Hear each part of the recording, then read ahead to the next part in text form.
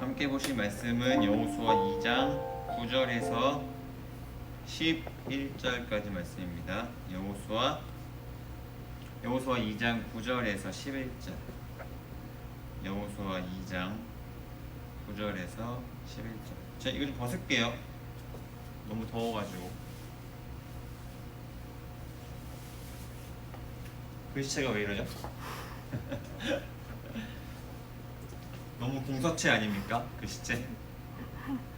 여호수아 2장 9절부터 11절까지 말씀을 제가 읽어드리겠습니다. 말하되 여호와께서 이 땅을 너희에게 주신 줄을 내가 아노라. 우리가 너희를 심히 두려워하고 이 땅 주민들이 다 너희 앞에서 간담이 녹나니 이는 너희가 애굽에서 나올 때 여호와께서 너희 앞에서 홍해의 물을 마르게 하신 일과 너희가 요단 저쪽에 있는 아모리 사람의 두 왕 시혼과 옥에게 행한 일 곧 그들을 전멸시킨 일을 우리가 들었음이니라.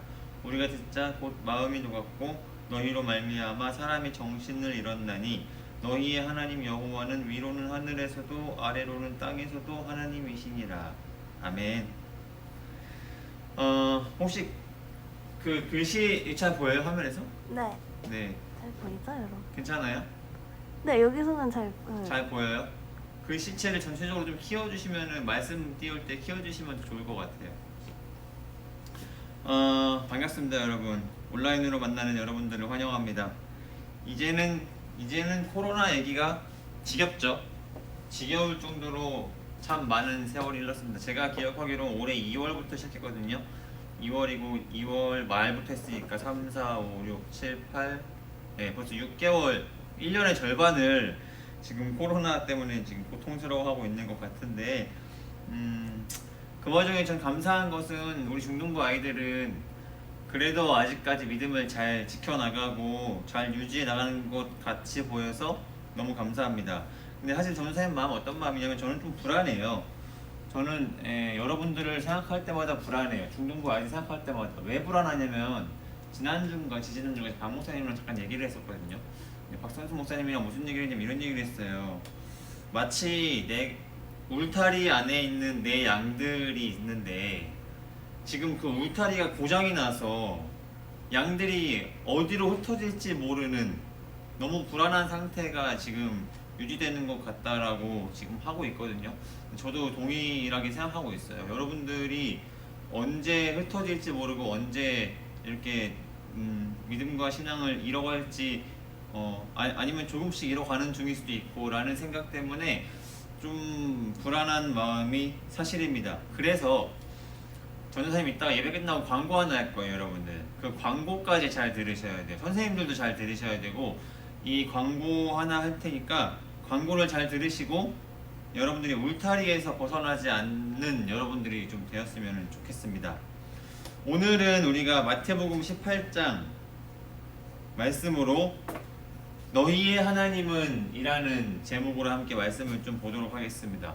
이스라엘 백성들이 애굽에서 약 400년 동안 노예 생활을 했습니다. 애굽은 이집트죠. 그 이집트에서 이스라엘 백성들이 400년이 넘는 세월을 노예로 살다가 어느 날 갑자기 하나님이 모세라는 사람을 통해서 이스라엘 백성들을 애굽에서 꺼내십니다. 그냥 꺼낸 게 아니라 그들을 꺼내시고 하나님이 그들에게 약속한 땅이 있어요. 가나안이라는 약속한 땅으로 하나님께서 그들을 인도하신다 그랬어요. 그 가나안 땅은 어떤 땅이냐면 젖과 꿀이 흐르는 땅, 매우 비옥하고 아주 좋은 땅이라고 하나님께서 말씀하셨죠. 그러니까 노예로 살고 있던 이스라엘 백성들을 하나님께서 모세를 통해서 그들을 꺼내셔서 아주 좋은 땅으로 인도하셨어요. 그런데 그 가나안으로 이동하는 과정은 쉽지 않았습니다. 좋은 땅으로 가기 위해서 하나님께서 그들을 꺼내시고 그들을 이제 이동하시는 과정 가운데 광야에서 한 40년 정도의 생활을 보냈거든요.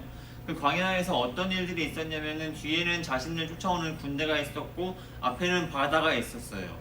그래서 어떻게 해야 될지를 모르는 그런 상황도 있었고 광야에서 먹을 게 없어가지고 힘들어하기도 했습니다. 그리고 이뿐만이 아니라 광야에서 그 가나안으로 가는 길 가운데 여러 전쟁들도 이스라엘 백성들은 치러야 했습니다. 그런 광야의 생활은 순탄한 생활은 아니었지만 광야에서 하나님이 함께 하셨기에 그들은 모든 광야 생활을 이겨낼 수 있었습니다.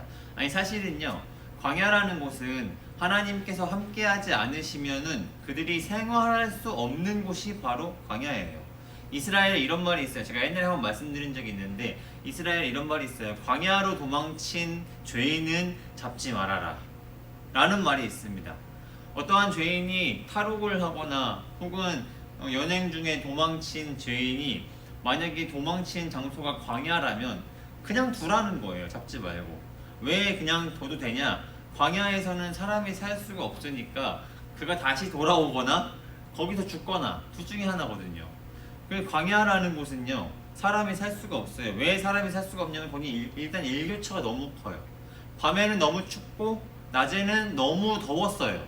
그래서 성경에 이스라엘 백성들이 광야에 있을 때 하나님께서 어떻게 그들을 도우셨냐면 낮에는 구름 기둥, 밤에는 불 기둥으로 그들을 도우셨죠. 낮에는 너무 더우니까 구름 기둥으로 햇빛을 가려가지고 더위를 좀 식힐 수 있었고, 밤에는 너무 추우니까 불 기둥으로 그들에게 열을 가해서 그들이 추워서 얼어 죽지 않도록 하는 게 바로 하나님이셨습니다. 그들이 광야에서 먹을 것이 없어서 굶어 죽겠다라고 말하니까 하나님께서 그들에게 만나와 메추라기를 주셨죠. 먹을 것도 주셨고, 뒤에는 우리를 잡으려는 군대가 따라오고 앞에는 홍해 바다가 있었을 때 하나님께서는 그들로 하여금 바다를 건널 수 있도록 바다를 양옆으로 갈라지게 하셨어요. 그래서 그들이 건널 수 있었죠. 그리고 그들이 만나는 수많은 전쟁들, 그들이 가나안 땅으로 가기 위해서 가는 길목에서 만나는 그들을 향한 공격과 그들을 향한 전쟁들 가운데서도 하나님의 함께 하심으로 승리할 수 있었습니다. 광야에서 지내는 40년 동안 이스라엘 백성들은 물론 실수도 있었습니다. 하나님을 원망하기도 했고 중간에 우상을 만들기도 했고 여러 가지 실수도 있었지만 결국 하나님의 함께 하심으로 승리할 수 있었습니다. 그리고 그들로 하여금 오늘 본문은 어떤 상태냐면 하나님이 약속하신 그 가나안 땅에 들어가기 일보 직전, 바로 그 하나님께서 약속하신 그 가나안 땅 중에 여리고라는 성이 있었어요. 그 성에 들어가기 지금 바로 코앞의 상황이 오늘 상황입니다. 그래서 이제 그 가나안 땅에 들어가기 직전의 상황 가운데 그들을 이끄는 모세는 죽었고 모세의 후계자인 여호수아가 세워져서 이제 여호수아라는 사람이 가나안 들어가기 앞서서 몇 명의 정탐꾼들을 여리고성으로 몰래 침입시킵니다. 그리고 정탐꾼들은 여리고성에 몰래 들어가서 어떤 기생의 집에 들어가게 됐는데 그 기생이 누구냐면은 기생 라합이라는 사람이에요. 그러니까 이제 정탐꾼들이 정탐하러 들어갔고 정탐꾼들이 기생 라합의 집에서 머물게 되었죠. 근데 여리고성에 정탐꾼들이 왔다라는 소문이 들립니다. 소문이 안 들릴 수가 없죠. 왜냐면 이스라엘 백성들은 엄청나게 많은 사람들이었거든요. 거의 뭐 200만 명 정도 된다고 할 정도로 엄청나게 많은 사람들이 가나안에 들어가기 직전 그 많은 사람들이 이제 가나안을 가고 있다라는 얘기가 여기저기 들렸겠죠. 그리고 정탐꾼 몇 명이 여리고성에 들어갔다는 얘기가 당연히 여리고성에 있는 왕에게 들렸을 거예요. 그래서 여리고의 왕이 기생 라합의 집으로 사람을 보냅니다. 이렇게 말을 해요. 여호수아 2장 3절입니다. 제가 읽어드릴게요. 여리고 왕이 라합에게 사람을 보내어 이르되 내게로 와서 내 집에 들어간 그 사람들을 끌어내라. 그들은 이 온 땅을 정탐하러 왔느니라. 아멘. 여리고의 왕이 라합한테 사람을 보냅니다. 그래서 뭐라고 말해요? 내게로 와서 내 집에 들어간 그 사람들을 끌어내라. 여기 있는 이 사람들은 정탐꾼들을 말하는 것이겠죠. 이 정탐꾼들을 끌어내라. 왜냐하면 그들은 이 온 땅을 정탐하러 왔느니라. 그렇죠. 이 정탐하러 온 사람들이 지금 들킨 거예요. 라합의 집에 거주하고 있다는 사실을 여리고 왕에게 들켰고 여리고 왕이 사람을 보내서 그 사람 데리고 나와라 이런 거예요. 그런데 이 이렇게 말한 명령의 라합의 대답은 이렇습니다. 여호수아 2장 4절 5절입니다. 제가 읽어드릴게요. 그 여인이 그 두 사람을 이미 숨긴지라 이르되 과연 그 사람들이 내게 왔었으나 그들이 어디에서 왔는지 나는 알지 못하였고 그 사람들이 어두워 성문을 닫을 때쯤 되어 나갔으니 어디로 갔는지 내가 알지 못하나 급히 따라가라. 그리하면 그들을 따라잡으리라 하였으나. 아멘. 자 보세요. 제가 간단하게 설명해 드릴게요. 기생 라합 그 여인이 첫 번째 하는 행동은 이겁니다. 그 사람을 숨깁니다. 정탐꾼을 숨깁니다. 그 다음에 이르되 과연 그 사람들이 내게 왔었으나 이런 거죠. 맞습니다. 그 사람들이 저한테 오긴 왔습니다. 그런데 저는 그들이 어디서 왔는지 나는 몰랐습니다. 그들이 정탐꾼인지도 몰랐고 그들이 어디서 온 사람들인지도 몰랐고 그리고 지금 이 사람들은 이 성문을 닫을 때쯤 되어서 나갔습니다 라고 말하는 거예요. 그러니까 어디로 갔는지는 모르겠지만 급히 따라가면 만날 수 있을 것입니다 라고 말을 하는 것이죠. 아주 간단하게 말해서 이런 거예요. 라합이 이런 거죠. 그런 사람들이 오기는 왔습니다. 그런데 저는 그 사람들이 어디서 왔는지 몰랐고 그 사람들이 정탐꾼인지도 몰랐고 그 사람들은 이미 나갔습니다. 그런데 지금 나간 지 얼마 안 됐으니까 빨리 따라 나가시면은 잡을 수 있을 거예요 라는 거짓말을 해요. 라합이 지금 여리고 왕이 보낸 사람들을 속였죠. 정탐꾼을 이미 숨겨놓고 그 사람들이 지금 나갔으니까 빨리 따라가서 잡으라고 속였습니다. 저는 이 라합의 거짓말이 좀 재밌습니다. 여러분 라합은 왜 거짓말을 했을까요? 왜 라합은 여리고 왕의 사람에게 거짓말을 하고 그 정탐꾼들을 숨겼을까요? 라합은 여리고 사람이잖아요. 라합은 이스라엘 사람 아닙니다. 라합은 여리고에 살던 사람이었어요. 여리고에서 나고 여리고에서 살았고 여리고에서 살고 있는 그냥 그저 그런 사람 중에 한 명이었어요. 아니 오히려 라합은요 여리고에 살고 있는 어떤 부유층도 아니었어요. 여리고에서 살고 있는 아주 빈민층이었어요. 빈민층인 이 라합이 정탐꾼을 숨겨줬다? 왜 그랬을까요? 사실은 정탐꾼과 이스라엘 백성과 여리고와 전쟁을 치러가지고 만약에 이스라엘이 승리하잖아요. 그러면은 빈민층은 사실은 살아남을 방법이 없어요. 그런데 라합은 이상하게 자신의 편에게 거짓말을 하고 자신들을 정복하러 온 정탐꾼들의 편을 들어주고 그들을 도와줍니다. 왜 그랬을까요? 왜 라합은 정탐꾼들을 도와줬을까요? 그 이유가 오늘 우리가 읽은 본문에 아주 잘 나와 있는데 오늘 우리가 읽은 본문 여호수아 2장 9절에는 이렇게 나와 있습니다. 제가 읽어드릴게요. 말하되 여호와께서 이 땅을 너희에게 주신 줄을 내가 아노라. 우리가 너희를 심히 두려워하고 이 땅 주민들이 다 너희 앞에서 간담이 농나니. 아멘. 여러분 잘 보세요. 라합의 고백입니다. 라합이 이렇게 고백해요. 여호와께서 이 땅을 여리고성이겠죠? 너희에게 주신 줄을 내가 아노라. 여러분 라합의 이 고백은 아주 중요합니다. 라합은요 하나님을 향해서 여호와라고 부르고 여호와께서 이 땅을 너희에게 주신 줄을 내가 아노라 라는 아주 확신 있는 말로서 정탐꾼들에게 말을 합니다. 하나님께서 여리고를 이스라엘 백성들에게 주실 줄을 라합은 이미 알고 있었다라는 것이죠. 그런데 이상한 것은 라합은 어떻게 알았을까? 라합은 이스라엘 사람들이 아니잖아요. 라합은 여리고 사람이었고 사실은요 여리고와 이스라엘의 전쟁을 치르면은 상식적으로는 여리고가 무조건 이겨요. 왜냐면 이스라엘 백성들은 광야에서 생활하던 그냥 난민이었고요. 여리고는 잘 정비된 군대가 있었거든요. 그런데 라합의 고백은 여호와께서 이 땅을 너희에게 주실 것을 내가 아노라 라고 확신하고 있었어요. 하나님에 대해서 잘 알지도 못하였고 하나님을 섬기는 사람도 아니었어요. 여리고에서는 수많은 신들이 있었기 때문에 여리고에서는 그리스도인들이 없었거든요. 라합은 하나님을 잘 알던 사람도 아니었고 하나님을 섬기는 사람도 아니었지만 라합의 고백 속에서는 여호와께서 이 땅을 너희에게 주신 줄을 내가 아노라. 어떻게? 무슨 근거로 알았을까? 그 근거가 10절에 나와 있습니다. 10절입니다.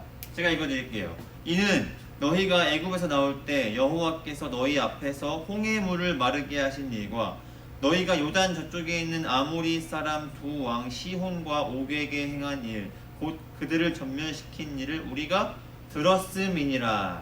아멘. 여러분 잘 보세요. 라합이 한 말입니다. 너희가 애굽에서 나올 때 나왔죠? 여호와께서 너희 앞에서 홍해물을 마르게 하신 일과 홍해가 갈라져가지고 그들이 바다를 건널 수 있었잖아요. 너희가 요단 저쪽에 있는 아모리 사람의 두 왕 시혼과 옥에게 행한 일, 곧 그들을 전면시킨 일을 우리가 들었음이니라. 이스라엘 백성들이 광야에서 생활하는 가운데 가나안 땅으로 오는 동안 수많은 전쟁들을 치렀다고 말씀드렸죠. 그리고 그 전쟁을 통하여서 이스라엘 백성들이 승리했다라는 사실을 라합은 들었습니다. 라합만 들은 게 아니라 여리고에 있는 많은 사람들이 들었던 것으로 보여요. 그 일을 우리가 들었음이니라. 라합이 자신이 살고 있던 여리고성을 하나님께서 이스라엘 백성들에게 넘겨준다는 사실을 어떻게 알았냐면 하나님께서 이스라엘 백성들과 광야에서 어떻게 일하셨는지를 라합은 들었기 때문입니다. 이스라엘 백성들이 애굽에서 탈출했는데 그들의 신인 하나님이 바다를 갈라지게 하기도 하고 시온과 옥을 전면시키기까지 했다라는 그 소문을 라합은 들었죠. 그리고 라합은 알았을 것입니다. 이 여리고 성도 하나님께서 이스라엘 백성들에게 주시겠구나. 그리고 11절에 이렇게 말합니다. 11절입니다. 우리가 듣자 곧 마음이 녹았고 너희로 말미암아 사람이 정신을 잃었나니 너희의 하나님 여호와는 위로는 하늘에서도 아래로는 땅에서도 하나님이시니라. 아멘. 여러분 라합의 이 고백을 잘 들어보세요. 우리가 듣자 곧 마음이 녹았고 너희로 말미암아 사람이 정신을 잃을 정도였다. 내가 가만히 보니까 너희의 하나님 여호와는 위로는 하늘에서도 아래로는 땅에서도 하나님이시니라. 아주 놀라운 고백을 라합이 했습니다. 라합은 그동안 하나님을 섬기던 사람도 아니었고 하나님에 대해서 잘 듣지도 못하는 환경 속에서 자랐습니다. 그런데 라합이 이러한 위대한 고백을 할 수 있었던 그 이유는 하나님이 이스라엘 백성과 함께 하신다는 사실을 라합이 몸소 느꼈기 때문입니다. 저는 오늘날 이 라합의 고백이 오늘날 살아가는 우리 그리스도인들에게 있어서 우리가 세상 사람들에게 받아야 할 평가가 이래야 되지 않나라는 생각을 하고 있는 것입니다. 사람들이 우리의 삶을 보고 세상에 믿지 않는 사람들이 나와 함께 하시는 하나님, 크리스찬과 함께 하시는 하나님, 기독교인과 그리스도인과 함께 하시는 하나님을 그들이 피부로 경험해서 그들이 몸소 느껴서 저 기독교인들이 믿는 하나님이 참 하나님이시구나. 저 하나님이 하늘에서도 땅에서도 진짜 하나님이시구나 라는 평가가 들려야 한다는 것이죠. 그러나 오늘날 우리가 받는 평가는 정반대입니다. 오늘날 우리가 받는 평가는 우리를 향한 조롱, 하나님을 향한 조롱뿐입니다. 너희 하나님의 코로나는 치료해 주시지 않느냐?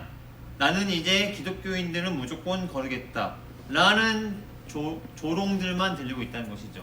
지난 6월에 아까 일부에 담임 목사님께서 말씀도 하셨지만 어떠한 설문조사가 있었어요. 각 종교별 사람들의 인식에 설문조사가 있었어요. 천주교와 불교의 사람들의 인식이 뭐냐면요, 천주교와 불교는 따뜻하다, 온화하다, 그들은 이러한 아주 좋은 평가들만 있더라고요. 근데 개신교죠. 우리 크리스찬들에 대한 평가가 뭐냐면 이거예요. 거리를 두고 싶다, 사기꾼 같다, 그들은 너무 부패했다 라는 이 평가가 지난 6월에 있었습니다. 지난 6월이면은요 코로나가 점점 잠잠해지던 시기잖아요. 그런데 최근 8월에 어떠한 교회로 말미암아 조심스럽긴 하지만 한 교회에 수많은 확진자가 나왔습니다. 얼마나 더 심해졌을까요? 사람들의 인식은요. 우리가 분명히 알아야 할 것은요, 이 조롱은 사람들이 말하는 이 하나님을 향한 조롱은 하나님의 무능력 때문이 아닙니다. 사람들의 조롱은 우리가 세상 사람들에게 그리스도인다운 모습을 보여주지 못했기 때문입니다. 이스라엘 백성들은 물론 그들도 중간에 실수도 있었고 그들도 하나님을 원망하는 일들이 있었지만 어쨌든 결국 그들과 함께 하시는 하나님을 붙들었고 그들과 함께 하시는 하나님으로 말미암아 수많은 기적과 하나님의 역사하심을 이스라엘 백성들을 통하여서 나타내셨습니다. 그 결과 라합이 이스라엘 백성들을 봤더니 니네가 믿는 하나님이 진짜구나, 니네가 믿는 하나님이 진짜 하나님이구나 라는 평가를 들었습니다. 그러나 오늘날 우리가 살아가는 이 삶 속에서 사람들의 평가는 그렇지 못합니다. 니네가 믿는 하나님이 진짜 신이냐? 니네가 믿는 하나님이 왜 이 상황 속에서 코로나도 하나 치료하지 못하면서 너네들은 왜 그렇게 이기적인 삶을 살고 있느냐라는 조롱을 듣고 있다는 것이죠. 사실 제 마음 같아서는요, 저는 아까 그 설문조사를 보고 나서, 저는 사실 그 사이트로 봤거든요. 그 설문조사를 보고 나서 어떤 마음이 들었냐면은, 아 진짜 하나님 조롱하는 사람들 하나님께서 진짜 한번 본때를 보여줬으면 좋겠다라는 생각도 들 때도 있습니다. 아주 솔직하고 정직한 제 마음이에요. 그러나 하나님께서는 그것을 원하시지 않은 것 같습니다. 제가 생각했을 때 하나님께서 과연 이러한 상황 가운데 하나님은 우리 그리스도인들에게 무엇을 원하실까? 하나님은 우리 믿는 자들에게 무엇을 원하실까를 고민해 봤을 때 하나님께서는 우리가 회개하시기를 원하시는 것 같습니다. 교회가 올바른 모습을 보여주지 못했습니다. 교회뿐만이 아니라 믿는 그리스도인들이, 그리고 제가 올바른 모습들을 보여주지 못했습니다. 지난주에 말씀했던 것처럼 우리는 거룩한 삶을 살아야 하는데, 세상과 구별된 삶을 살아야 하는데 거룩한 삶을 살지 못했어요. 세상과 구별되기는커녕 오히려 그 세상 속에 들어가 살기도 하고 세상과는 다를 것 없는, 아니 오히려 세상 사람들보다 더 심한 일들을 저지르는 모습들을 교회가 믿는 그리스도인들이 많이 보여줬어요. 그래서 사람들은 우리를 향해서 너희가 믿는 하나님이 그렇게 가르치셨냐? 너희가 믿는 하나님은 참 무능력한 신이구나 라는 조롱만 들려오고 있습니다. 우리는 가만히 고민해 봐야 됩니다. 하나님 무엇을 기뻐하실까요? 하나님은 왜 이렇게 만드셨을까요? 하나님이 좋아서 이랬을까요? 우리는 가만히 고민해보고 우리는 또 어떻게 해야 할지를 고민해야 합니다. 우리는요, 회개하고 거룩한 삶을 살아야 합니다. 하나님과 함께하는 삶, 하나님과 동행하는 삶을 살아야 돼요. 그런 삶을 살 때 세상의 평가도 바뀌게 되는 것입니다. 이제 와서 우리가 그러한 교회랑 우리랑은 아무런 상관이 없어요. 우리는 억울해요. 우리는 방역수칙을 잘 지키고 잘 하고 있었어요. 아주 일부의 교회가 그런 거예요. 아주 일부의 목사님들이 그런 거예요. 다 소용없어요. 우리의 이미지는 우리의 말로 되는 것이 아닙니다. 우리의 이미지는 우리가 어떻게 사느냐, 우리의 삶 속에 묻어나기 때문에 우리는 거룩한 삶을 살아야죠. 그리고 그러한 삶을 살 때 사람들로 하여금 너희의 하나님이 하늘에서도 땅에서도 하나님이시니라 라는 고백이 들려올 것입니다. 사랑하는 중등부 여러분, 우리는 지금까지 겪어보지 못한 교회를 향한 핍박 속에 살아가고 있습니다. 이 현실이 안타깝죠. 아마 당분간은 우리가 교회 다닌다는 말조차 하기 참 부끄러운 시대 속에 우리는 살아갈 것입니다. 그러나 우리가 포기하지 말아야 할 것은 이런 상황 속에서 그럼 나도 그리스도인 안 할래, 그럼 나도 크리스찬 안 할래 라는 어리석은 생각은 버리시고, 이런 상황 속에서 우리가 회개하고 하나님, 나부터 먼저 주님께 돌아가겠습니다. 나부터 먼저 회개하고 나부터 먼저 거룩한 삶을 사는 내가 되겠습니다라는 고백이 있어야 할 줄 믿습니다. 그리고 그 운동이 시작될 때, 그러한 움직임이 시작될 때 언젠가는 우리의 삶 속에 묻어나오는 그 하나님이 사람들에게 보여질 것입니다. 물론 사람들의 평가가 우리의 본질은 아닙니다. 사람들의 평가를 바라기 위해 사는 것도 우리의 의무는 아닙니다. 그러나 우리는 세상의 본이 되어야 하고 덕이 되어야 하지, 우리의 모습을 통하여서 하나님 얼굴에 먹칠해서는 안 된다는 것입니다. 오늘 우리 중등부 여러분들은, 선생님들은, 또한 저도 먼저 회개하고 하나님께 다시 돌아감으로 거룩한 삶을 살아가는 저와 여러분들이 되기를 예수님의 이름으로 소망합니다. 아멘.